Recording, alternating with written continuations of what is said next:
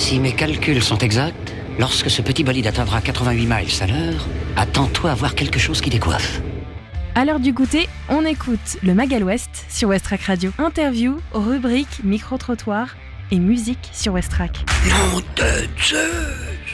Bienvenue dans votre émission Le Mag à l'Ouest, émission d'actu et de divertissement 100% havraise. Lucie avec vous pendant une heure, de 17h à 18h sur Westrack Radio.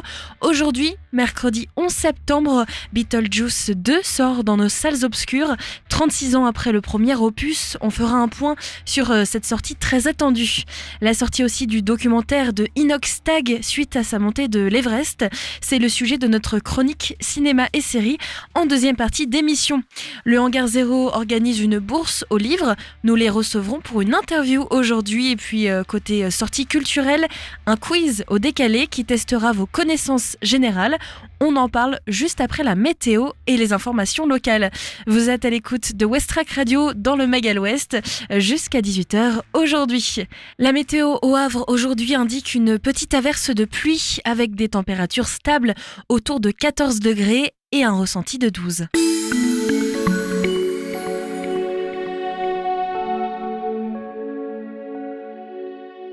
Le vent souffle du nord-ouest à environ 27 km/h avec des rafales atteignant 34 km/h. Aujourd'hui, l'humidité est élevée à 63% et la probabilité de pluie en fin de journée est de 100%. Qualité de l'air jugée bonne aujourd'hui pour cette fin d'après-midi. Il faudra donc penser à prendre capuche et parapluie. La température est donc de 14 degrés, ressenti 12 et le vent tourne vers le nord-ouest aux alentours de 27 km/h. En soirée, la pluie toujours parmi nous, température 14 degrés et un vent plus fort jusqu'à 32 km/h vers l'ouest-nord-ouest. Demain, jeudi, le soleil se lèvera à 7h32, il se couchera à 20h17, on perdra 4 minutes de soleil. Demain matin au Havre, la pluie se poursuit, température 12 degrés, ressenti un peu plus frais 10 degrés, la force du vent oscillera aux alentours de 24 km/h, direction nord-nord-ouest. Demain, l'humidité relative de l'air sera de 66%.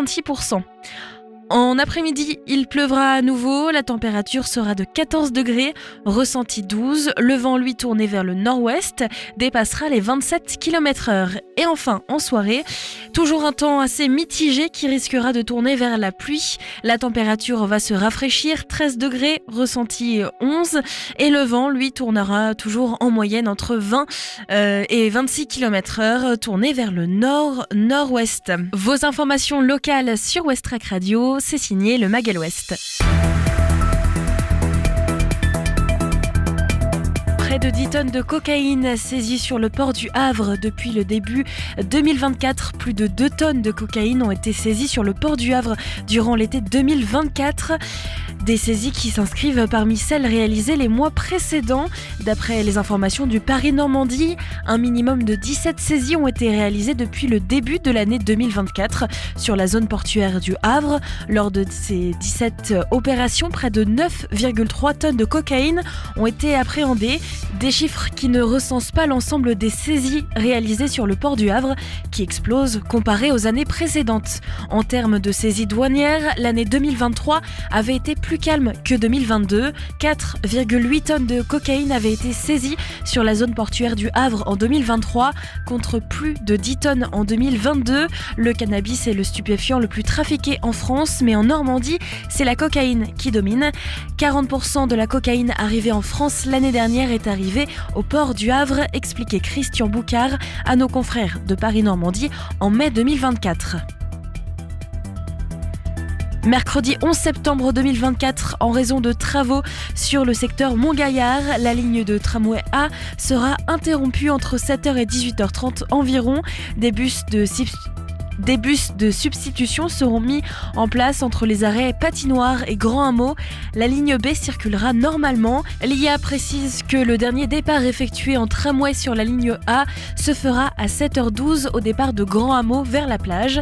Ces modifications sont en raison de plusieurs travaux, réparation des canalisations publiques et de distribution en eau potable sur le secteur Montgaillard. Pour localiser l'arrêt de bus de substitution le plus proche, il faudra se référer à l'information affichée dans la station de tramway dans la rubrique « En cas d'incident ».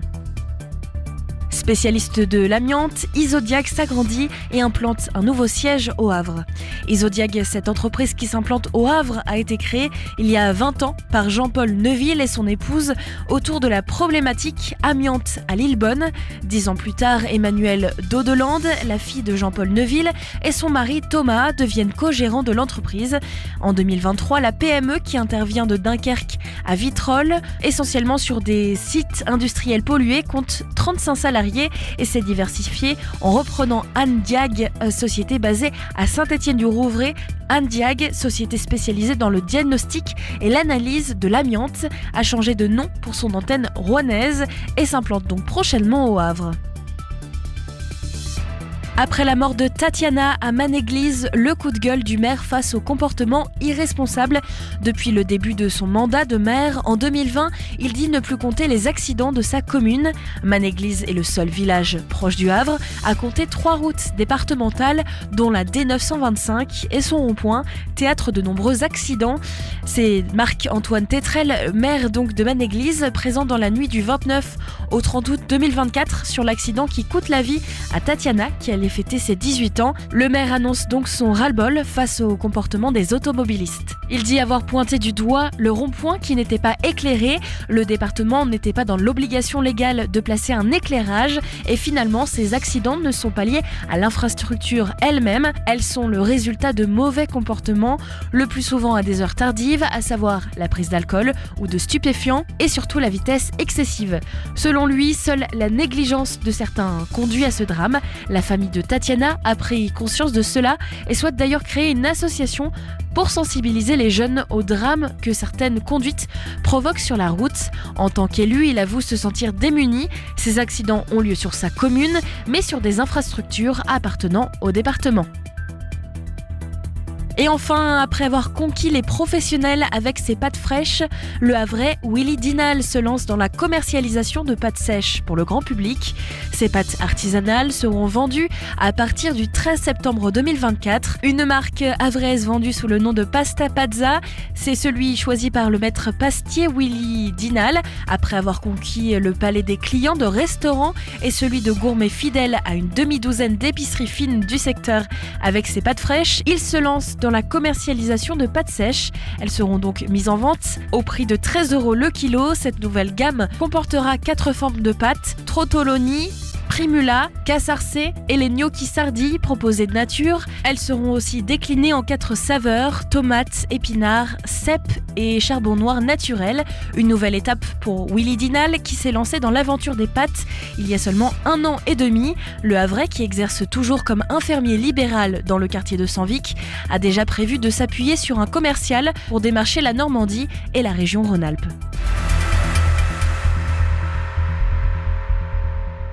Des idées sorties pour cette semaine ou ce week-end pour te culturer sur Westrack Radio. Si vous aimez la musique, le bar Le Bistrot vous accueille ce soir à 19h30 pour une jam session musicale. Cette jam session est totalement gratuite.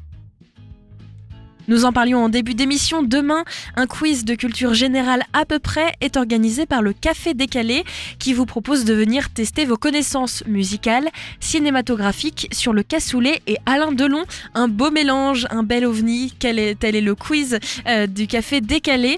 Et surtout, vous allez tester ce que vous connaissez ou ce que vous ignorez. Tout ça sera passé à la moulinette du Décalé. Inscription gratuite ouverte soit sur les réseaux sociaux, au bar ou par téléphone. Le rendez-vous est fixé demain à 20h. Et enfin, révisez vos classiques et tenez-vous prêts pour un blind test à la Singerie. Ça se passe vendredi 13 septembre à 19h30. Attention, en deuxième partie de soirée, pas de Monkey Karaoke, mais cette fois-ci Los Calvados qui seront sortis pour un DJ set aux petits oignons. Ils distilleront des pépites tropicales et ensoleillées pour un sunset exclusivement mixé au vinyle. Bronzage sonore assuré, cet événement est gratuit. Vous êtes à l'écoute du Mag Ouest aujourd'hui avec Lucie, il est 17h09. Notre découverte musicale de cette semaine, c'est le groupe australien Gut Health. Et juste après, les Artisans du Monde organisent une bourse aux livres au Hangar Zéro. On les reçoit pour une interview et on termine notre émission avec notre chronique cinéma et série. On parlera de la nouvelle série Netflix, Un couple parfait, Le procès du chien qui sort aujourd'hui au cinéma et puis Beetlejuice, c'est l'édition 2, 36 ans après la sortie du premier film, on en parle bien sûr juste après. Audace sonore, visuellement aventureux, de l'art punk hypnotique avec un côté post-punk bizarre, l'ensemble Gut Health, composé de 6 membres, a émergé de l'underground de Narm et Melbourne pour devenir l'un des nouveaux groupes les plus fascinants d'Australie, avec 4 EP à son actif et une sortie prochaine en octobre de Stiletto le 11 octobre prochain. Westrack Radio vous emmène dans cet univers punk décalé et à côté de la norme. En attendant Stiletto, Gut Health prépare nos oreilles avec 3 nouveaux singles, Separate State est l'un d'entre eux.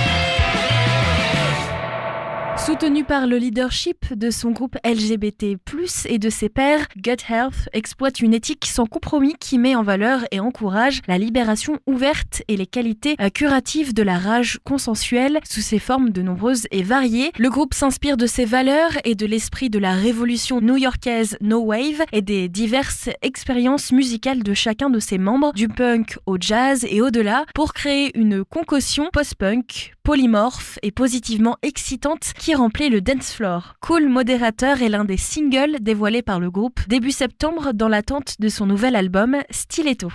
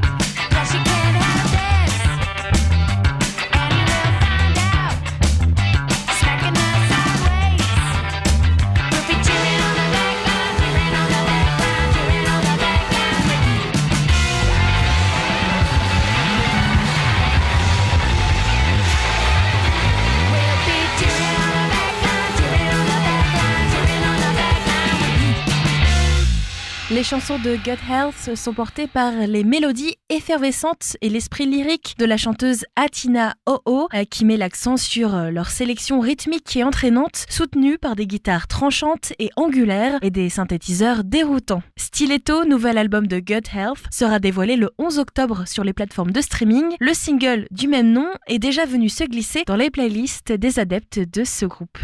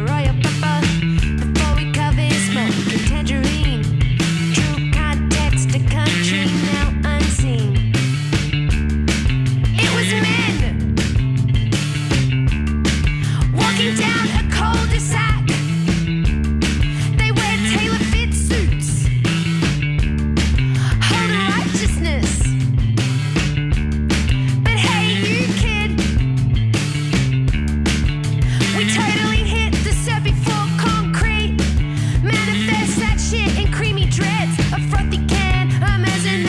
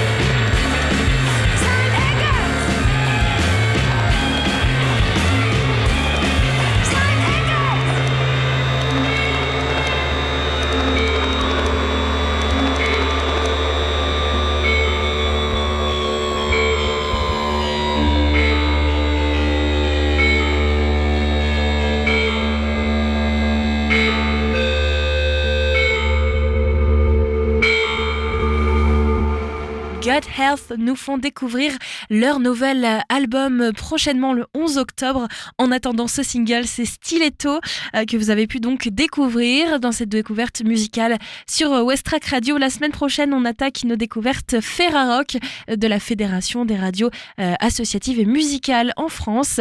Ce sera donc le retour à partir de lundi après le festival Hop Hop Hop qui se déroule donc en direct des radios Ferrarock. Ça se passe vendredi à 19h. Et les artisans du monde organisent au Havre une bourse aux livres. Ça se passe au Hangar 0. Je les ai reçus pour une interview. On fait le petit focus tout de suite. Avez-vous des livres à la maison qui s'entassent et prennent la poussière ? L'association Artisans du Monde présent au Hangar 0 récolte dès aujourd'hui des livres, romans, BD et albums pour sa bourse aux livres. Pierre Saillet était l'invité de Westrack pour nous en parler. Je m'appelle Pierre Saillet, je suis président de l'association Artisans du Monde localement et nous sommes au Hangar 0 depuis quelques années pour accompagner ce projet de société et ce projet écologique qui nous paraît très intéressant. Alors Artisans du Monde est une association de solidarité internationale qui a 50 ans d'existence. C'est un mouvement national qui est présent à travers une centaine d'associations en France. Et localement, c'est-à-dire à Harfleur d'abord, nous sommes présents depuis 1996. Alors au Hangar 0, nous avons un espace dans la boutique partagée, mais au-delà, il s'agit d'accompagner un projet général qui est très intéressant par sa mixité sociale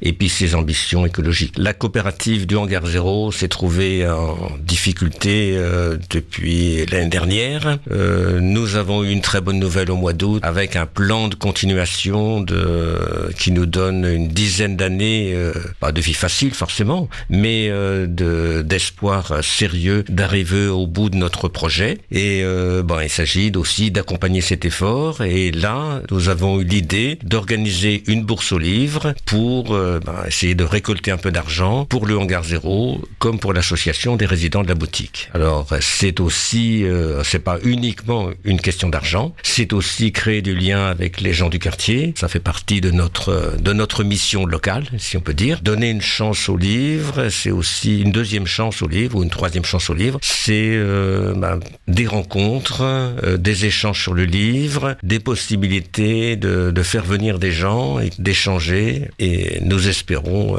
le succès de cette manifestation qui est la première pour nous. C'est l'espoir de continuer. Il y a une mission culturelle à travers toute l'animation qui se porte dans le Hangar 0, dans les soirées, dans les après-midi. Et donc le livre, c'est un vecteur intéressant de rencontres. Donc on pense que ça intéresse un certain nombre de personnes et on leur donne rendez-vous le 12 et le 13 octobre, un samedi et un dimanche, de 10h à 18h pour nous rencontrer et aussi découvrir le hangar. Évidemment, il y aura la possibilité de visiter le hangar ce week-end-là, évidemment. Alors, on cherche un peu tous les livres. Ce sont des livres pour enfants, ce sont des romans, ce sont des romans policiers, des aventures.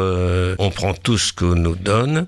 Ça a déjà été apporté. Il y a déjà des choses qui ont été apportées. C'est commencé, mais il faut pas mal de choses pour arriver à fournir au public qui va venir une offre de livres intéressante. Il faut être raisonnable. Un livre dont les pages ne tiennent plus, par exemple, non, on peut pas prendre, ou un livre trop abîmé ou écrit à l'intérieur, ce qui est un peu désagréable, on peut pas prendre, évidemment. Alors nous avons commencé, nous stockons les livres dans une pièce parce qu'il y a un travail de tri, de rangement, de classement, d'étiquetage aussi.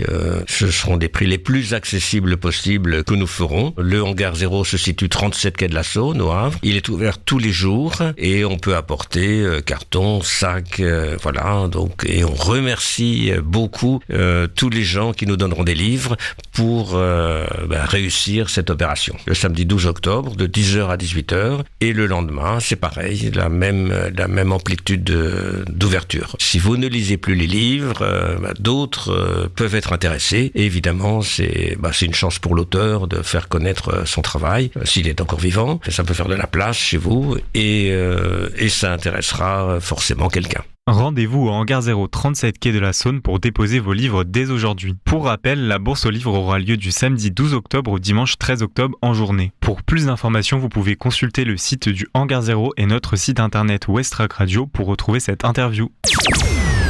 C'est l'occasion donc de donner vos livres que vous n'utilisez plus. Merci à Artisans du Monde pour cette interview et rendez-vous donc au Hangar 0 pour cette bourse aux livres.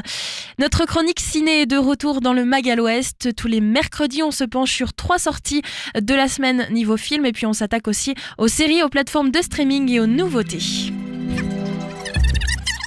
Ça marche à l'électricité, mais il faut une réaction nucléaire pour générer les 2,21 gigawatts d'électricité. 2,21 gigawatts 2,21 gigawatts Mon Dieu Monsieur Pignon, votre prénom à vous c'est François, c'est juste? Oui. Eh ben lui c'est pareil, c'est juste. Un grand pouvoir implique de grandes responsabilités. Parce que tu as la capacité émotionnelle d'une petite cuillère. Devenir alpiniste et gravir l'Everest en 1 an jour pour jour, c'était le rêve de Inoxtag, un jeune youtubeur de 21 ans qui ne pratiquait pas de sport.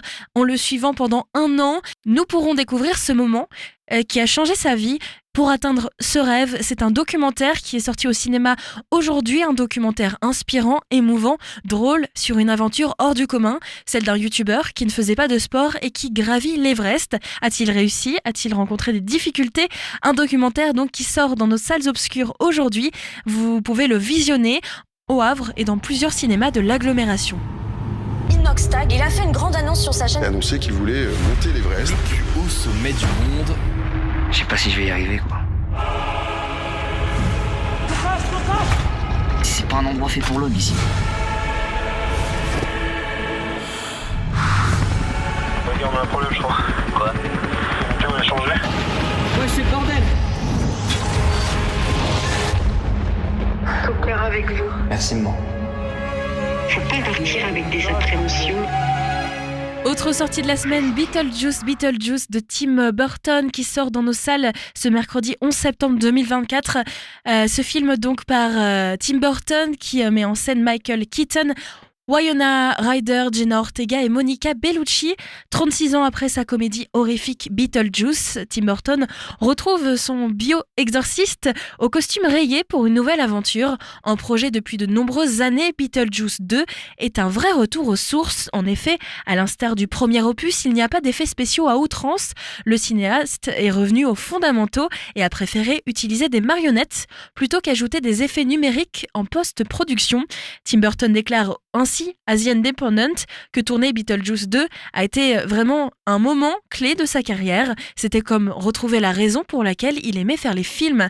Pour la suite de son film, le réalisateur de renom s'est entouré de nouveaux acteurs et a fait également revenir les comédiens du film sorti en 1988, notamment le héros incarné par Michael Keaton. Après avoir revêtu le costume de Batman pour les besoins de The Flash, Michael Keaton retrouve donc une autre tenue culte de sa filmographie, celle du bio-exorciste freelance Beetlejuice. Ce dernier confiait d'ailleurs au mois de juin dernier au magazine Empire que Tim Burton et lui a parlé d'une suite depuis de nombreuses années. Le film nous permet de découvrir ce qui est arrivé au héros du premier volet depuis 3 décennies. On découvre ainsi que Beetlejuice est marié et pas n'importe qui, puisque c'est avec la comédienne italienne Monica Bellucci qui tient le rôle de Madame Jus de Coleptière. L'actrice a fait la rencontre de Tim Burton lors du festival Lumière qui s'est tenu à Lyon au mois d'octobre 2022. Jenna Ortega incarne Mercredi Adams dans la série éponyme de Netflix, mise en scène par Tim Burton, et a donc également rejoint le casting. La jeune femme incarne ici la jeune fille de Winona Ryder, l'héroïne du premier volet, qui reprend elle le rôle de Lydia. Catherine Aura, qui interprète Delia, la mère de Lydia, est également de retour et Justin Theroux tient pour sa part le rôle du compagnon de Winona Ryder. Un tournage donc 100% artisanal. Tim Burton n'a pas utilisé d'effets spéciaux. Le tournage s'est fait sans CGI, ce qui a pu être aussi un challenge. Pour l'acteur Michael Keaton qui reprenait son célèbre rôle donc du fantôme Beetlejuice, l'absence d'effets spéciaux était nécessaire pour profiter réellement de l'expérience. Dans cette suite d'une durée de 1h44, la famille Dietz revient à Winter River après une terrible tragédie. Toujours hantée par le souvenir de Beetlejuice, Lydia voit sa vie bouleversée lorsque sa fille Astrid, adolescente rebelle, ouvre accidentellement un portail vers l'au-delà. Alors que le chaos plane sur les deux mondes, ce n'est qu'une question de temps avant que quelqu'un ne prononce le nom de Beetlejuice 3 fois et que ces démons farceurs ne reviennent semer la pagaille. Notons que la première affiche du long métrage comportait un clin d'œil au premier film. La bandelette chiffrée indiquait la date de sortie du film et était donc une référence à la fin du film de 1988 où Beetlejuice patiente dans l'antichambre du monde des morts. Son attente et la nôtre aura donc finalement duré 36 ans.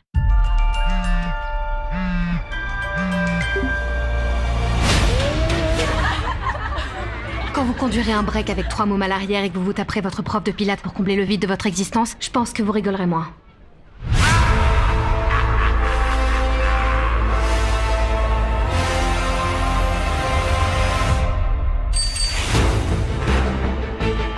Ma mère a grandi ici, dans la vieille baraque sur la colline. La maison hantée, sérieux? Ta mère c'est Lydia Dietz? Ouais, malheureusement. C'est une vraie légende? Les vivants et les morts peuvent-ils coexister? L'occasion parfaite. Les fantômes n'existent pas. Y a que les débiles pour y croire. J'en reviens pas de ce que je m'apprête à faire. Beetlejuice, Beetlejuice, Beetlejuice. Avec le procès du chien, Laetitia Deutsch signe un premier film mordant et inspiré sur le droit animal. En salle cette semaine, le long métrage est porté par un casting de renom, de François Damiens à Anne Dorval. Avril, avocate abandonnée aux causes perdues, s'est fait une promesse. Sa prochaine affaire, elle la gagne. Mais lorsque Dariush, un client aussi désespéré que sa cause, lui demande de défendre son fidèle compagnon, Cosmos, les convictions d'Avril reprennent le dessus. Commence alors un procès, aussi inattendu qu'agité, le procès du chien. En salle cette semaine, ce procès du chien promet donc d'être l'affaire de la rentrée. Aussi passionnant que déluré, drôle que touchant, s'offre un casting mordant. Après des rôles remarqués dans Jeune femme acide et plus récemment le roman de Jim, la comédienne Laetitia Deutsch signe avec Le procès du chien son premier long métrage en tant que réalisatrice, une nouvelle casquette qu'elle conjugue aussi à celle de tête d'affiche du film en interprétant avec fougue, énergie et conviction le personnage d'Avril, alter ego attachant et inspirant. Accusé d'avoir mordu une amie de son maître, Dariush Cosmos est appelé à comparaître et à prouver son innocence. Très vite, son avocate comprend que quelque chose cloche chez lui. Pourquoi s'en prend-il toujours aux femmes? Succédant au phénomène Messi, le border collie qui interprétait Snoop dans Anatomie d'une chute, le chien Cody a été récompensé de la Palme Dog au dernier festival de Cannes. En plus de faire craquer les spectateurs du procès du chien, le personnage de Cosmos permet également d'introduire une passionnante réflexion sur le rapport entre l'homme et l'animal.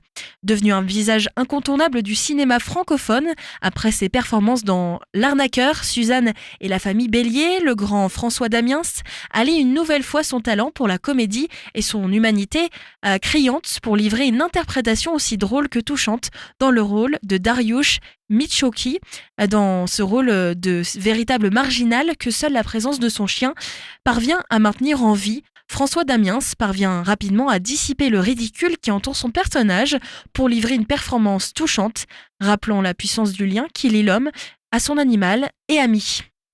Inoubliable muse du brillant Xavier Dolan pour laquelle elle a joué dans J'ai tué ma mère, ou encore Mommy, Anne Dorval opère un tournant dans son immense carrière pour camper une antagoniste des plus mordants, Roselyne Bronkheimer, avocate de la défense dans l'affaire Cosmo. Elle considère les chiens comme des animaux dangereux, à dresser avec vigilance et à se montrer particulièrement inflexible. Avril parviendra-t-elle à trouver une faille dans l'argumentation de la rivale? Réponse dans nos salles obscures dès aujourd'hui. Un chien qui a mordu 3 fois, il doit être endormi, c'est ça ce que dit la loi. C'est vous l'avocate des causes désespérées. Faites votre boulot. Bon écoute, les causes perdues d'avance, tu les laisses de côté. Je te jure. Et tu gagnes. La seule limite à tes rêves. Mais il y en a pas. C'est toi. Mon petit garçon d'amour, qui fait du croc-dedans. Bon d'accord, on y va. Cosmos va être le premier chien à être jugé responsable de ses actes dans le premier procès de chien depuis le Moyen-Âge. Écoutez, moi personnellement, j'adore les chiens. C'est elle qui défend la femme mordue. Et ce chien, il est méchant. Attention, Toupi, Toupi, Toupi. Sur les plateformes de streaming, avec la sortie de Beetlejuice, les internautes ont repéré un petit clin d'œil dans le film pour la série Stranger Things. Le point commun entre Stranger Things et Beetlejuice, c'est bien une personne, Winona Ryder, qui est donc actrice et qui joue le rôle de Joyce, la maman du jeune Will, disparu dans de mystérieuses circonstances dans la série de 4 saisons sur Netflix, et qui incarne donc Lydia Deetz à la fois dans Beetlejuice 1 mais aussi dans le 2e opus qui sort aujourd'hui. Et Stranger Things est l'une des séries les plus référencées du petit écran, écrite par les frères Duffer, de geeks qui ont grandi dans les années 80. La série de Netflix est un mélange de genres qui joue aussi la carte de la nostalgie. La saison 3 est d'ailleurs bourrée d'easter eggs et de détails cachés, quelque chose qui n'a pas échappé aux internautes. Ils ont d'ailleurs repéré une référence cachée à Beetlejuice, et pour le voir, il faut s'arrêter à l'épisode 2 de la saison 3, sortie en 2019. Stranger Things, c'est donc une série qui fait des références à d'autres éléments. Si vous faites une pause à exactement 39 minutes et 45 secondes de cet épisode, vous pourrez apercevoir dans le petit décor Dawkins, créé par Scott Clark, le professeur de sciences des enfants, qui sont donc mêlés par hasard dans la série à tout un volet de science-fiction qui se déroule dans le laboratoire Dawkins, suite à la disparition de leur ami Will. Sur ce petit modèle, on y voit donc une petite tombe surmontée par ce qui semble être 3 créatures ailées. Les fans de Tim Burton savent qu'il s'agit là de la tombe du bio-exorciste excentrique et facétieux Beetlejuice, qui a été sommé par les Maitland de faire fuir les Deetz. Une histoire donc qui aussi est reprise dans Beetlejuice 2. Ce clin d'œil à Beetlejuice est assez logique quand on sait que Winona Ryder a joué dans le film de Tim Burton en 1988 dans son rôle de Lydia Deetz, et elle est l'une des plus célèbres. L'actrice de 52 ans se glisse d'ailleurs à nouveau dans les habits gothiques de ce personnage, donc dans le personnage de Lydia pour Beetlejuice, le film 2, comme on vient de le voir à l'instant. Elle retrouve à cette occasion Michael Keaton et Catherine O'Hara, du beau monde que l'on retrouve au cinéma aujourd'hui, en attendant de revoir l'interprète de Joyce qui sera aussi à l'affiche de la saison 5 de Stranger Things sur Netflix. La production de la série Harry Potter a officiellement débuté. Les auditions des 3 rôles principaux de la nouvelle adaptation des romans de J.K. Rowling est lancée. Et dans l'esprit des fans, Daniel Radcliffe sera toujours Harry Potter, Hermione Granger et Ron Weasley auront toujours les traits d'Emma Watson et de Rupert Grint. Mais pour cette nouvelle génération, les 3 sorciers héros de la saga Harry Potter seront désormais associés aux interprètes choisis pour l'adaptation télévisée des romans de J.K. Rowling, une série télévisée Harry Potter qui verra en effet le jour en 2026 sur la plateforme Max, à raison d'une saison par livre, soit 7 saisons au total. Cette nouvelle version promet de rester plus fidèle au roman et de consacrer davantage de temps aux personnages et aux interprètes secondaires. Un souhait formulé par plusieurs acteurs de la saga et notamment par l'interprète de Ginny Weasley. Une annonce publiée par HBO qui a retenu l'attention des fans de l'univers Harry Potter. La chaîne américaine a en effet lancé un appel à candidature pour les 3 rôles principaux de la série, ce qui confirme donc que la production recherche en priorité de jeunes acteurs inconnus, en tout cas pour les 3 héros du programme. Les conditions pour participer au casting sont les suivantes. Il est impératif de résider au Royaume-Uni ou en Irlande et d'avoir entre 9 et 11 ans au moment du casting. Chaque candidat et candidate devra soumettre 2 vidéos.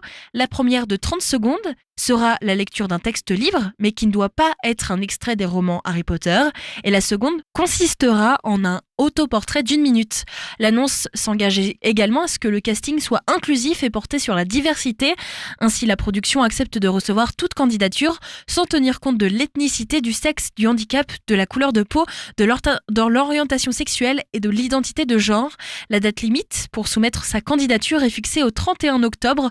Le tournage est prévu pour débuter l'année prochaine et la série Harry Potter sera diffusée courant 2026 en exclusivité sur la plateforme Max.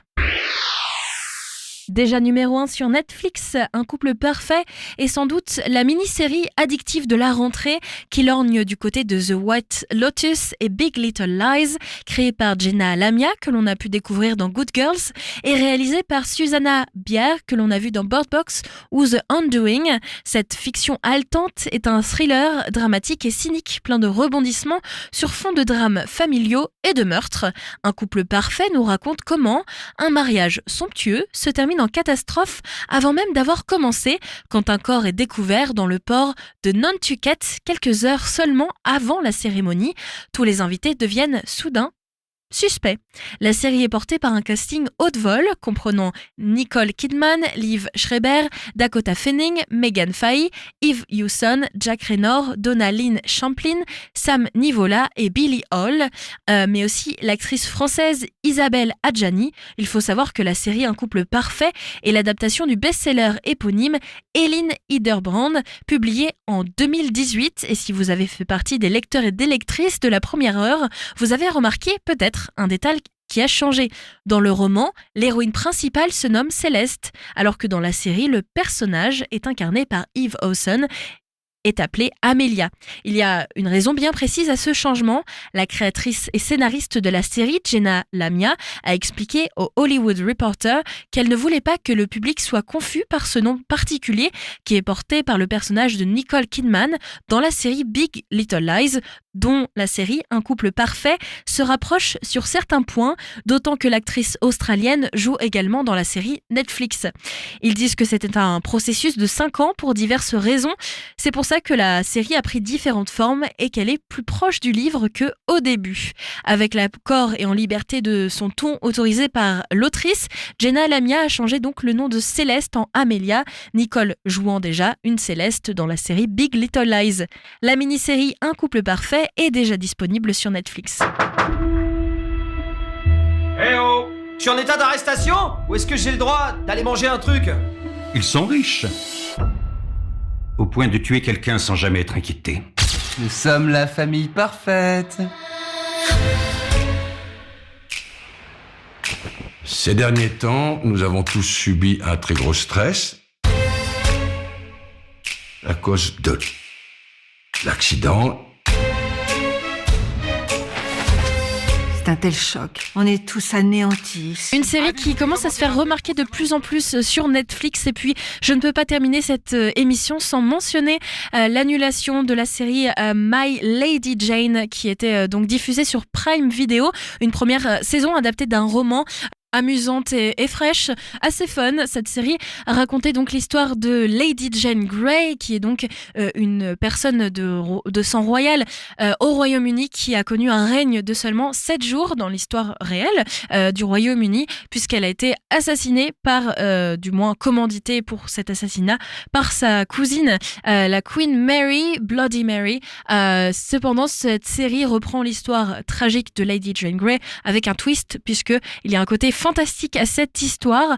Malheureusement, cette série a donc été annulée et on a vu voir de nombreux messages et plusieurs sondages autour de cette série pour montrer à quel point les auditeurs étaient déçus de voir la fin de My Lady Jane et surtout pas de saison 2 en vue. Prime Video pour l'instant ne s'est pas exprimé pour la raison de cette annulation, ce qui fait donc scandale puisque c'est une nouvelle série à nouveau à ajouter sur la liste des séries diffusées sur les plateformes de streaming qui est annulée après une seule saison.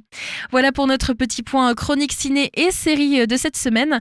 Je vous propose de vous retrouver mercredi prochain pour un autre Magal Ouest. On parlera à nouveau des sorties ciné et puis des nouveautés sur les plateformes de streaming. Demain, autre Magal Ouest, dernier Magal Ouest de la semaine puisque la Ferrarock prendra les manettes de l'antenne Westrack vendredi à partir de 17h pour le festival Hop Hop Hop. Demain, c'est une interview. On va parler de l'exposition manifestante qui arrive au Tetris la semaine prochaine. Et puis tout de suite, vous restez sur Westrack puisque vous avez rendez-vous avec le dernier épisode de la playlist de l'équipe. C'est le nouveau directeur du Tetris qui arrive, Boris. Il va nous partager tous ces petits titres préférés, parfois un petit peu péché mignon. C'est à partir de 17h sur Westrack. Daniel Hardin et son titre June, une nouveauté. En attendant, donc la playlist de l'équipe de Boris. The 7-seater showing its age. Cul-de-sac shining with chalk written writing, but the neighbors stopped wanting to play. Saying, who's that girl? Who's that girl? Saying, who's that girl?